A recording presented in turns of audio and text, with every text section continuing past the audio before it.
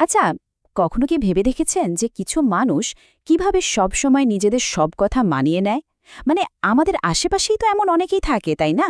যারা খুব সহজেই অন্যদেরকে প্রভাবিত করে ফেলে, কিন্তু কিভাবে যে করে সেটা আমরা ঠিক বুঝে উঠতে পারি না। একটু ভাবলেই দেখবেন আপনারও হয়তো এমন দু একজনের কথা মনে পড়ছে, তাই না? যারা যে কোনো ব্যাপারে অন্যদেরকে খুব সহজে রাজি করিয়ে ফেলে, নিজেদের সব কথা হাসিল করে নেয়। দেখে মনে হয় তাদের হাতে যেন কোনো ম্যাজিক আছে। কিন্তু সত্যিটা হলো এর পেছনে কোনো জাদু নেই। এটা আসলে একটা কৌশল, একটা বিজ্ঞান। আর এই কৌশলকেই বলা হয় ডার্ক সাইকোলজি। এটা মূলত এমন কিছু টেকনিক যা দিয়ে মানুষের চিন্তাভাবনা আর আচরণকে প্রভাবিত করা হয়। তো এই ডার্ক সাইকোলজি জিনিসটা ঠিক কি? সহজ করে বললে এটা হলো মানুষের মস্তিষ্কের কিছু স্বাভাবিক দুর্বলতা বা বলতে পারেন শর্টকাটকে কাজে লাগিয়ে তাকে নিজের ইচ্ছে মতো চালনা করার একটা শিল্প।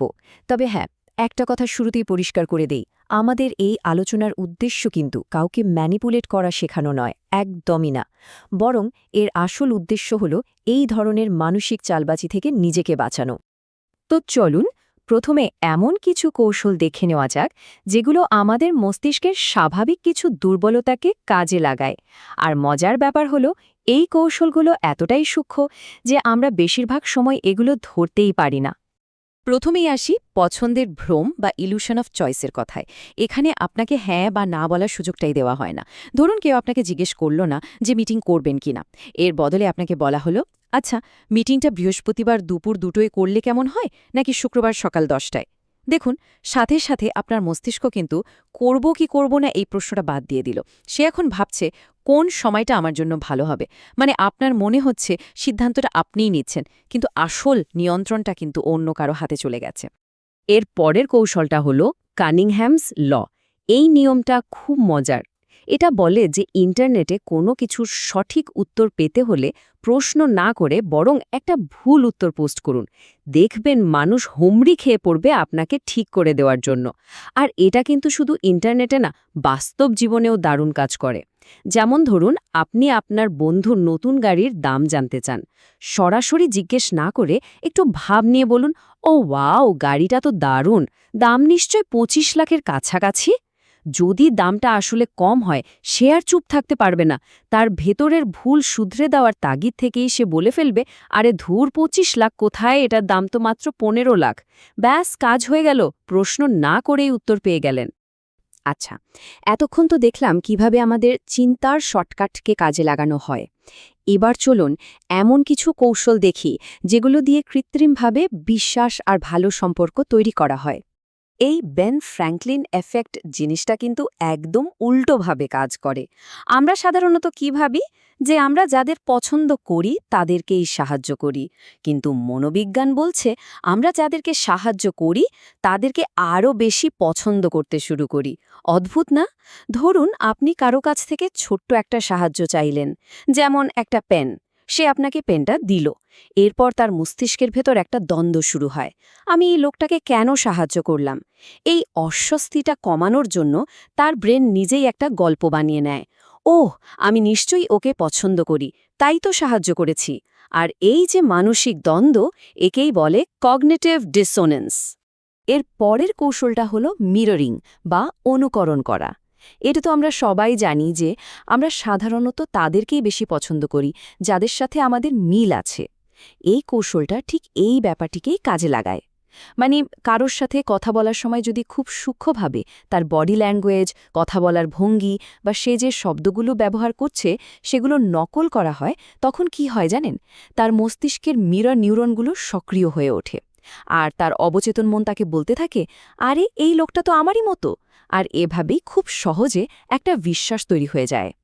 ঠিক আছে, এতক্ষণ যে কৌশলগুলো নিয়ে কথা বললাম সেগুলো ছিল বেশ সূক্ষ্ম, কিন্তু এখন আমরা এমন কিছু কৌশলের দিকে যাব যেগুলো আরও অনেক বেশি সরাসরি এবং বলতে পারেন কিছুটা আক্রমণাত্মক। অস্বস্তিকর নীরবতা, এটা কিন্তু একটা সাংঘাতিক অস্ত্র। ভাবুন তো, কেউ আপনাকে একটা উত্তর দিল আর আপনি তার উত্তরে কিছু না বলে শুধু তার চোখের দিকে তাকিয়ে থাকলেন 3-4 সেকেন্ড। এই যে একটা বিশ্রী নীরবতা, এটা একটা প্রচণ্ড মানসিক চাপ তৈরি করে। আর এই চাপ থেকে মুক্তি পাওয়ার জন্য মানুষ প্রায়ই সেই নীরবতা ভাঙতে গিয়ে এমন অনেক কিছু বলে ফেলে যা তারা হয়তো কখনোই বলতে চায়নি। পরের কৌশলটা বোঝার জন্য আমাদের আগে মস্তিষ্কের একটা নীতি বুঝতে হবে। একে বলা হয় কন্ট্রাস্ট প্রিন্সিপাল, মানে কোনো কিছুর মান আমরা তার আশেপাশের জিনিসপত্রের সাথে তুলনা করে বুঝি। তো এই কৌশলটা কিভাবে কাজ করে? ধরুন আপনার আসলে ১,০০০ টাকা দরকার, কিন্তু আপনি আপনার বন্ধুর কাছে গিয়ে প্রথমেই চাইলেন ১০,০০০ টাকা। এখন এটা তো একটা অনেক বড় অনুরোধ, তাই না? খুব সম্ভবত সে মানা করে দেবে। আর ঠিক যখন সে না বলল, আপনি সাথে সাথে আপনার আসল অনুরোধটা করলেন। আচ্ছা ঠিক আছে, তাহলে অন্তত ১,০০০ টাকা কি দেওয়া যাবে? এবার ভাবুন তো, একটু আগের ১০,০০০ টাকার তুলনায় এই ১,০০০ টাকা এখন অনেক ছোট আর যৌক্তিক মনে হচ্ছে, তাই না? এটাই হলো কন্ট্রাস্ট। আর একবার না বলার পর তার মনে যে একটু অপরাধবোধ কাজ করছে, সেটার কারণেও সে এবার রাজি হয়ে যাওয়ার সম্ভাবনা অনেক বেড়ে যায়। এবং এখন আমরা যে কৌশলটি নিয়ে কথা বলবো সেটি সম্ভবত এই তালিকার সবচেয়ে বিপজ্জনক এবং বিষাক্ত কৌশল। এর নাম হলো গ্যাসলাইটিং। এই জিনিসটা চিনার সবচেয়ে সহজ উপায় হলো এর ভাষাগুলো খেয়াল করা। যেমন ধরুন, কেউ আপনাকে বারবার বলছে, আরে তুমি তো সব কিছু নিয়ে বেশি বেশি রিয়্যাক্ট করো, বা এরকম তো কিছুই হয়নি, তুমি বানিয়ে বলছো, কিংবা তুমি কি পাগল হয়ে যাচ্ছ নাকি? এই ধরনের কথাগুলোই হলো গ্যাসলাইটিংয়ের লক্ষণ। গ্যাসলাইটিংয়ের আসল উদ্দেশ্য কিন্তু খুবই ভয়ঙ্কর। এটা সরাসরি আপনার স্মৃতি আর আপনার বাস্তবতার বোধের উপর একটা আক্রমণ।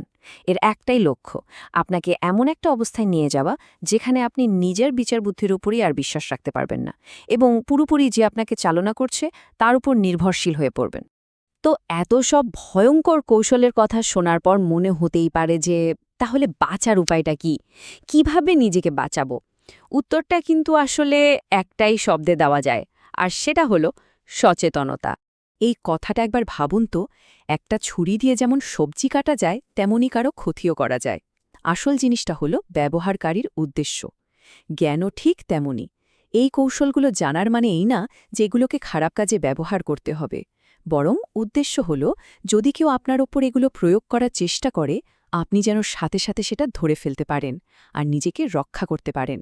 সবসময় মনে রাখবেন, এই প্রত্যেকটা কৌশলের শক্তি কিন্তু আমাদের মস্তিষ্কের ওই অটোমেটিক শর্টকাটগুলোর মধ্যেই লুকিয়ে আছে।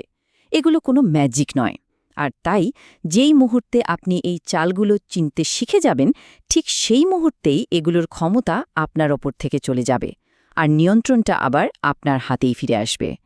তো শেষ করার আগে আমি চাই আপনারা একবার ভাবুন, এই যে কৌশলগুলো নিয়ে আমরা কথা বললাম, এগুলোর মধ্যে কোনটার অভিজ্ঞতা কি আপনার হয়েছে? হতে পারে আপনি নিজে কখনো ব্যবহার করেছেন, অথবা কেউ আপনার ওপর প্রয়োগ করেছে। এই ব্যাপারটা তিরিচিরা নিতে পারাটাই কিন্তু নিজেকে সুরক্ষিত রাখার প্রথম এবং সবচেয়ে গুরুত্বপূর্ণ ধাপ।